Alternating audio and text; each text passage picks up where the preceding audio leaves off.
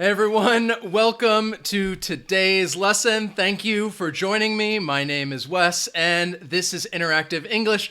And in case this is your first time here, we are all about helping you practice and improve your English. And the way that, today's lesson, it's a grammar lesson because I want to talk to you about something that I think it is so important.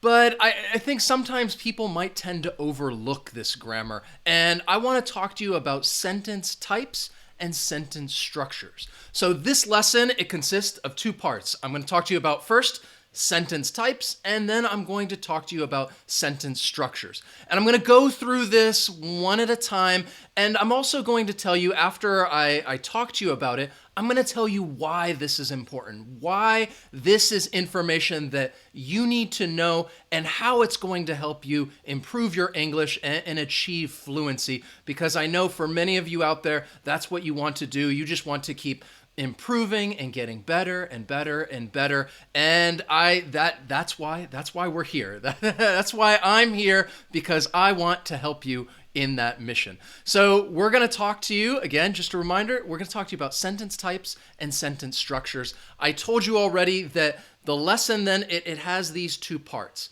types and structures. First, we'll talk about the types, then we'll talk about the structures. And as we go through this, the way that I want all of you to participate is I want you to write some examples in the chat and actually practice as we talk about the different sentence types and the different sentence structures. But first, I want you, again, if say hello to me, write your name in the chat, in the comments if you're watching this later. Tell me your name, tell me where you're from. I just want to hear from you. So hello, just quick shout outs. Hello, Aiden, Angela, Aziza, Nesreen, Tercy, great to have you, Marina, George, thank you guys for joining me today. So let's get into the first part, which is talking about the different sentence types. And as a little bit of a warm-up, I have a question for you, all right? Well, I want you to think, this is the sentence. Answer the question. This is a sentence. What type of sentence is this? Answer the question. Is it a declarative sentence, an interrogative sentence, an imperative sentence, or an exclamatory sentence? Which do you think? So this is the sentence. I just say, hey, answer the question. And I want you to tell me what sentence type this is. And afterwards, we're going to go through these one at a time. We're going to go through them individually. So what I hope that you said is that this sentence right here is C. It is an imperative sentence. If I say, answer the question, it is imperative. Excellent. You guys did great for that warm-up question. So I just wanted to put this little graphic up here showing the different sentence types because there are 4 of them. You have declarative, which sometimes people call like simple sentences. I don't want to confuse that because then we're talking about sentence structure, but we will discuss this a little later on. But we have declarative sentences, and those would just be, well, we're going to go through them one at a time, but I gave you an example as well. You answered the question. That is a declarative sentence. An interrogative sentence, also known as a question sentence. Did everyone answer the question? I hope that you did. That is an interrogative sentence, a question. An imperative sentence, the command, like the warm-up, the example I gave you, when somebody says, well, answer the question. That is an imperative sentence. And then an exclamatory sentence down here, you might say, I got the correct answer. and it ends in that exclamation point. So let's go through each of these right now, and then afterwards, I'm going to tell you why this is important. Why is this information that you need to know? So let's first begin with the declarative sentence. And a declarative sentence, I told you, some people may refer to it as a simple sentence, but that's more talking about structure. So a declarative sentence it's a statement that relays some information and it ends with a period. And I put the punctuation mark at the end. And that is something that's important. When you're thinking about sentence type as well as structure, Punctuation is important. Keep that in mind. And here are some examples right here, like the first example I gave you. You answered the question, period. I'm just making a statement. I play basketball in the morning. I'm giving you some information. And again, if you guys want to practice, if you're with me here, write some declarative sentences in the chat and just practice your English skills. That's what it's all about. Or the last example I gave you down here, I could say, well, it's going to rain. I'm making a statement. I'm providing some information. Each of these sentences ends with a period. And you should know that when you are writing and when you are speaking, most of the time you're going to be using declarative sentences. You're just going to be speaking or writing and giving some sort of information. So this is the most common sentence type right here, is the declarative sentence. Let's look at the next one, which is, I think this is this is the fun one, is the interrogative sentence, which is known as just the question sentence. It's a sentence that asks a question, any question, and it ends with a question mark, that little question mark at the end. So you can see that at the end of all of these examples. Did everyone answer the question? What do you do? Is it true? The reason why I put that little, you see the red line there with the arrow going up. The reason I put that is because of the intonation. I want you to think about the way that I'm saying this, because when people ask questions, there is that rising intonation at the end, which tells us that somebody is asking a question. And you would, anytime you're having a conversation, if you ask a question at the end, you're going to hear that rising intonation. So just listen to me. I will repeat these questions. You can also practice with me. Say the questions out loud. Again, practice your speaking skills. So I could say, well, did everyone answer the question? All right, you had that little rising intonation. Or maybe I'm talking to you and I want to know about your job and I ask you, what do you do? What do you do? What do you do? And you hear that rising intonation, or somebody could say, is it true? Is it true? Is it true? And you hear that rising intonation at the end, which tells us it's a question and somebody is asking this. And again, this is important, especially for when you're talking about your overall fluency. And you just want to, when you're speaking, you want to sound natural. You want to sound as fluent as you can. And that's where punctuation and these little things are important, like when we're talking about questions and that rising intonation at the end. The next sentence type, I told you, is an imperative sentence. And often these are known as command sentences. You're giving someone a command. So it can be more than that, because it is a sentence that can give a command, an instruction, to make a request, or even offer advice. Now, these sentences can end with either a period or an exclamation mark. And again, I put those symbols in there so that you can recognize them. And this goes back to the way that we speak in fluency. So here's the first one right here. This is something that you could see, I think, any type of instruction. Preheat the oven. Anytime you buy, maybe you buy some food, you buy a meal, and you look at how to prepare this thing, and it says preheat the oven. That is an imperative sentence. It ends with a period. Or I could say this is something that I ask you all the time. And I would say this is more of a request. Please hit the like button. Because if I ask you that, please hit the like button, I say it's a request because of the word please. I'm not giving you like a firm command. If we take away please and I just say, hey, hit that like button, that would be more of a command of me telling you something to do. Hit the like button. But when we add that please, I think it becomes more of a nice request. And I hope you guys do. If you find these lessons useful, please hit that like button. And then the last one, get out of here. All right, you're giving somebody a command. You're telling them what to do. Get out of here. And it ends in that exclamation mark.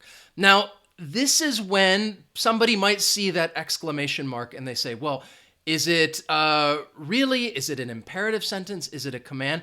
Because it could also be an exclamatory sentence, which is the next sentence type right here.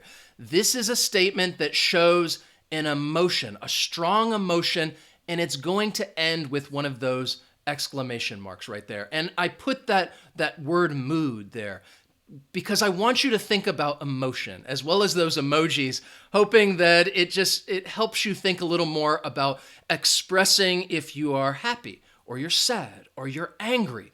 And you capture that emotion with that exclamation mark right there. And I'll read these to you. And again, repeat after me. This is a way that you can practice and say this out loud, because if you are reading a story and you see this word right here with that exclamation mark, you're not going to say awesome. You're going to read it like awesome. All right, show that emotion. Or somebody maybe say, "Oh, we had a baby," and they say, "Oh, that's great news," and you're happy, you're astonished. That's great news. Or I think maybe this is something that if you're arguing with another person, you really don't like them, and you want to just show you're angry, and you say, "I hate you," and you capture that emotion with that exclamation mark. Or perhaps food. And you say something is, wow, it tastes so good. And you just really want to express it. And you say, it's delicious. All right. Oh, it's so delicious. And you capture the feeling with that exclamation mark. Or that last one, whenever there's a problem and something goes wrong, you might hear somebody say, I say it when it happens to me. And you say, oh shit. All right. There's a problem. Something's wrong. Oh shit. And you can capture those emotions with that exclamation mark. And again, to go back to the main point, all right, why? Why is it important that you understand a declarative sentence and those statements? The interrogative sentence, those questions with that rising intonation. The imperative sentence, you're giving somebody a command, or even these exclamatory sentences. I think it really goes back to reading.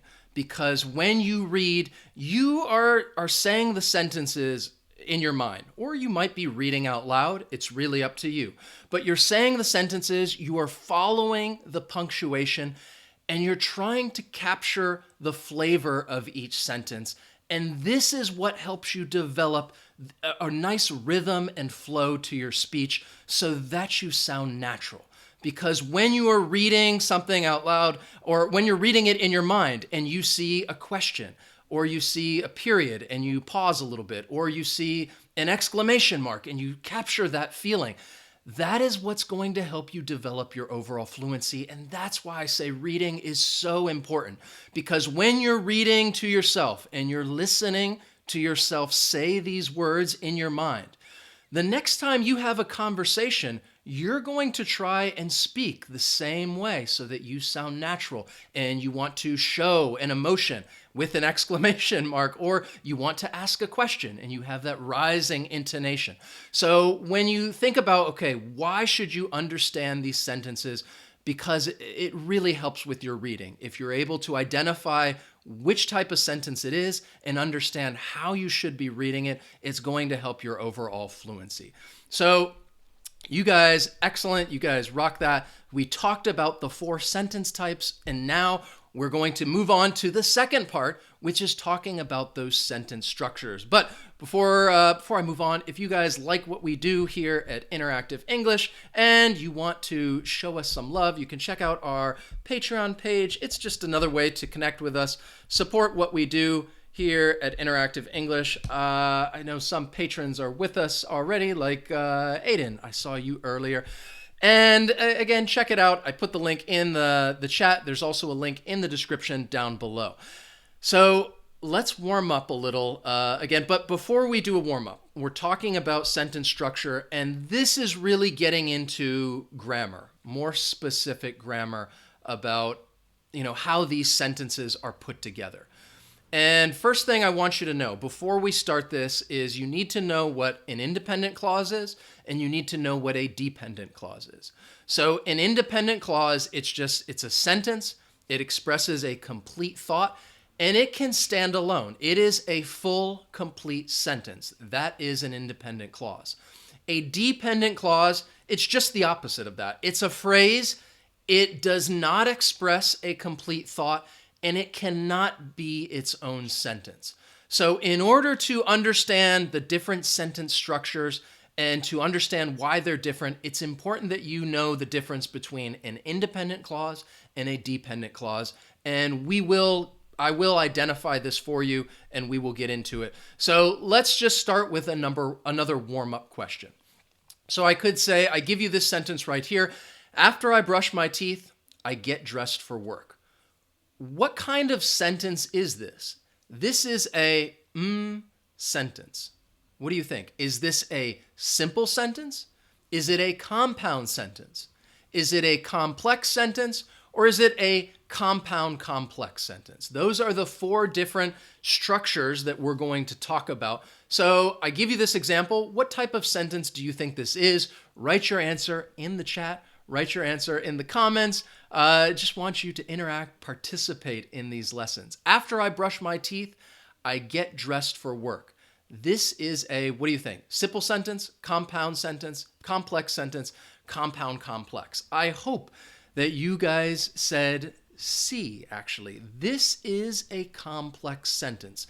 And let me show you this other chart right here, and we're going to go through each of these as well. So here is the chart. The first one up at the top is just a simple sentence. I eat a healthy breakfast this morning. All right? I eat a healthy breakfast. I should say, actually, this should be in the morning. I eat a healthy breakfast in the morning. That makes a little more sense. That is just a simple sentence. Compound sentence, as we go through these, see if you can kind of identify, like, well, how are these different from each other? Compound sentence, I eat breakfast in the morning, and then I brush my teeth. That is a compound sentence. Complex sentence was the example that I gave you. After I brush my teeth, I get dressed for work. That is a complex sentence. And then the compound complex sentence, I usually take the bus when I go to work, but sometimes I like to walk. That is a compound complex. So we're going to go through each one of these. I will give you some other examples. I'm going to try to break down the grammar so that it's a little easier to understand. And then I'll tell you, well, why is this important? Why should you know this information right here? So let's begin with a simple sentence. All right, a simple sentence has one independent clause. This is a sentence that has a subject and a predicate. So the subject is just who or what the sentence is about. That is my subject. The predicate is talking about what the subject does. And the predicate is going to include the verb. So let's look at this sentence right here. She watches the movie. It is a simple sentence. Now let's break it down into its different parts where we have a subject and a predicate. Because an independent clause, it's going to have a subject and a predicate. Who is the sentence about? Well, it's about she. She is my subject. What does she do? That's my predicate. She watches the movie. So I tried to color code this for you to make it a little easier to see. So the independent clause, simple sentence, it's going to have a subject and a predicate. She is the subject, watches the movie is the predicate. And if I want to break that further apart, because the predicate, it has a verb, it's always going to have a verb. And this case, it also has an object. Watches is my verb, the movie is my object. Subject, verb, object. But the entire predicate is watches the movie. So this is a simple sentence. It has a subject, it has one predicate. If we're talking about a compound sentence, this is when you have two independent clauses. So it is a sentence with more than one subject and predicate. Usually a compound sentence is going to have two independent clauses. So you're going to have two subjects and two predicates, and it's going to be connected by a conjunction. So let's look at my sentence right here. This is a perfect compound sentence.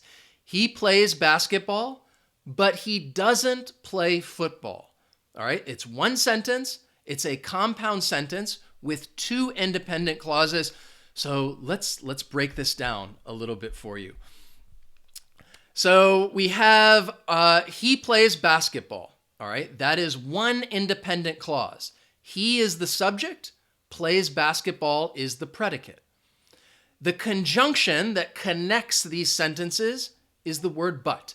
And often you would find, I think the most common conjunctions are, there's 4 of them, I'd say are but, and, so, and or. Those are the 4 ones. And, but, or, so, those are common conjunctions. Then we have the second independent clause. He doesn't play football. Again, subject and predicate. So he plays basketball, first independent clause, but he doesn't play football. That is my next independent clause. So again, a compound sentence, it's going to have 2 independent clauses. Now let's keep moving forward with a complex sentence. So a complex sentence, again, we're going to get a little more detailed, is a sentence. It's going to have an independent clause and at least one dependent clause. It may have more than that, but it's a sentence that's going to have one independent clause and at least one dependent clause. The dependent clause is likely going to begin with a subordinating conjunction, and you're probably thinking, what is a subordinating conjunction?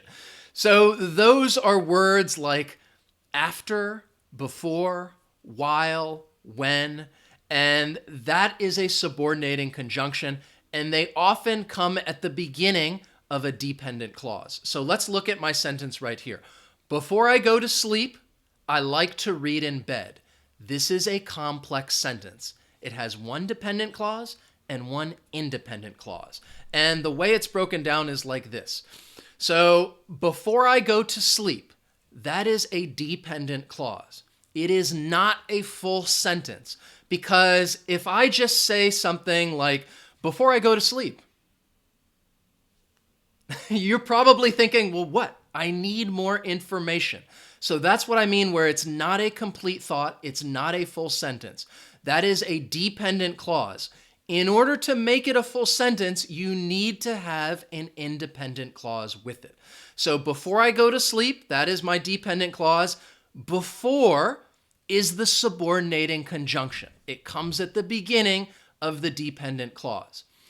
Now, I like to read in bed. This is a full sentence. It is an independent clause. It has a subject, I, and it has a predicate, like to read in bed. I like to read in bed. It is a full sentence. It's easy to understand. If I tell you this on its own, you understand what it means. So together, when we put these together, before I go to sleep, I like to read in bed. That is a complex sentence. Now, this sentence right here, notice, again, think about punctuation. So before I go to sleep, comma, I like to read in bed. The dependent clause is first. The dependent clause, it does not always have to come first. It can come before the independent clause.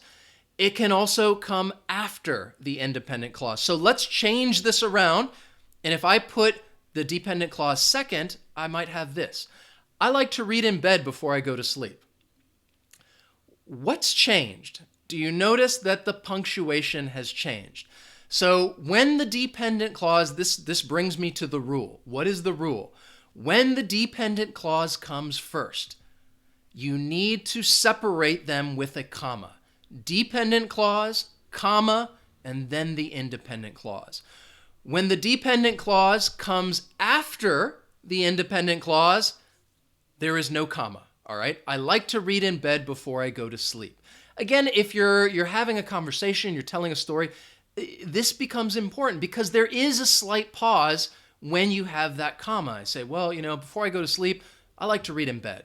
Did you hear that pause? Or I could say, well, I like to read in bed before I go to sleep. Oftentimes, even when we're speaking, even when we're having a conversation, this is going to affect the way that we say things. And again, it goes back to people wanting to speak naturally. And that's why this is very useful to learn. So remember that. Complex sentence. If the dependent clause comes after the independent clause, there's no comma. All right. And I know that this is a lot of information to take in. We're going pretty quickly, but I wanted to make sure I got through all of this. So this is a complex sentence. Now let's look at a compound complex sentence. And because you know what a compound sentence is, it has two independent clauses. Because you know what a complex sentence is, you have an independent clause and a dependent clause.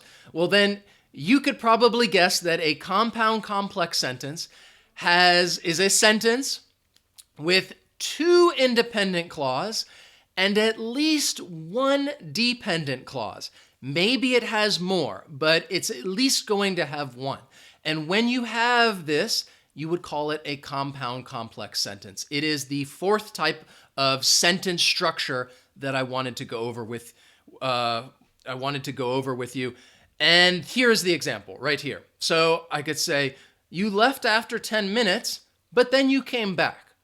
This is an example of a compound complex sentence. Now, let's break it down so it's a little easier to follow and understand. So we have our two independent clauses. We have the first one, which is just, you left. So if I say this to you, it's a very short sentence. It has a subject and a verb, but it's a full thought. It's a complete thought. Because if I say, well, you left, he left, she left, you understand what that means. It is a complete thought.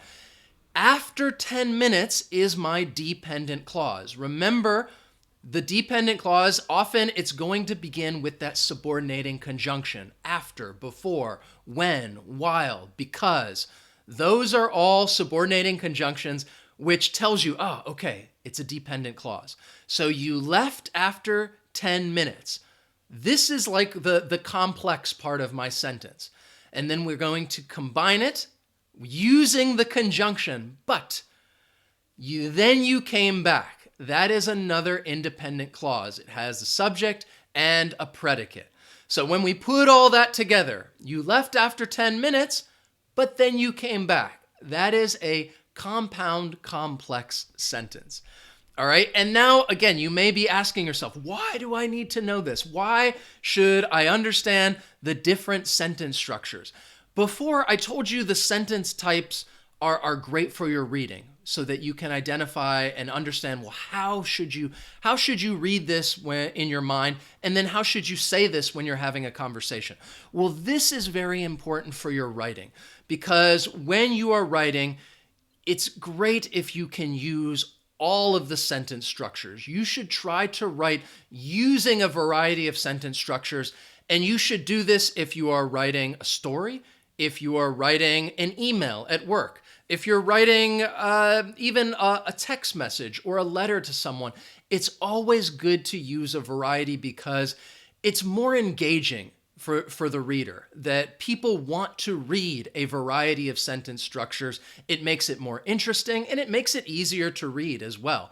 Because if you do this, it's going to allow you to develop a more meaningful rhythm and flow to your prose, which is another way of saying you're going to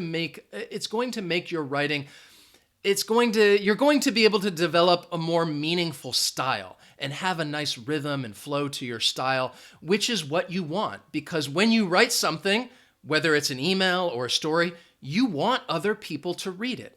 And if you just have a story that is only simple sentences, that's going to be pretty boring. You want to make sure that you have a variety so that it's more interesting, and that is why it's useful to understand the different sentence structures as well as be able to use them. It's very important for your writing that you know how to use these sentence structures. Like, let's go back over them. Like a simple sentence. Write using simple sentences. You should write using compound sentences. You should be able to write using complex sentences as well as, right here, a compound complex sentences. So understanding the sentence types, good for your reading.